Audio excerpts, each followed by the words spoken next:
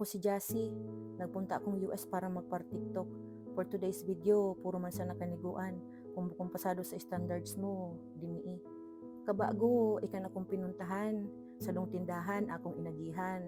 Ikan gatiripon, grabe ang hiringhingan. Sila nanguntadan, ikan man pati ning namiadan. Kung sila mag-irestoryahan, sobrang detalyado. Kung imong dudungugon, baga talaga totoo. Ang kilang mga sihong, biyong minasurudoy. Gabus sila nakariband, biyong gatapsik ang lawoy.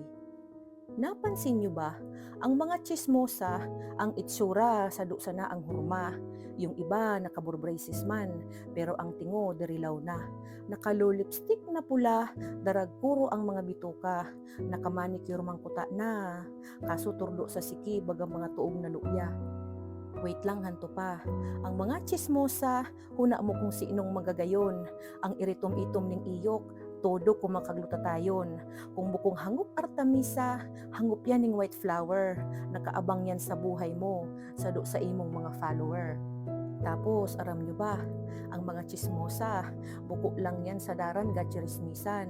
Kadakor yan dito sa Facebook, naka-GC ang kadakran. Kaya kung ang lapit mo kasadit-sadit, imong asahan, na maaraman na yan, ning bilog na banwaan. Hanto malanit, magdungog kang lintiang ka. Ang chismosa, buko lang sa daran or sa online makikita.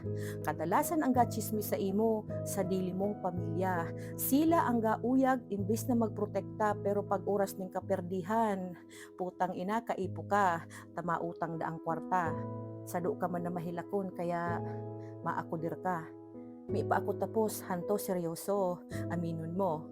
Ang mga chismosa, minsan dati mong naging barkada. Sila na uri, nila gusto kung ano ikan ka. Sinisi nila sa imo ang mga bagay na nila kayang gibuhon.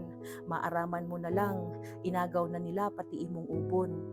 Ang mga chismosa, grabe makialam ning buhay, makapanguyag ning taho, bagahona mo mahamot ang kilang buray. Pero pag imong sinitar, makanigar grabe, na bagahona mo man, migaugom ning kalo pagakagabi.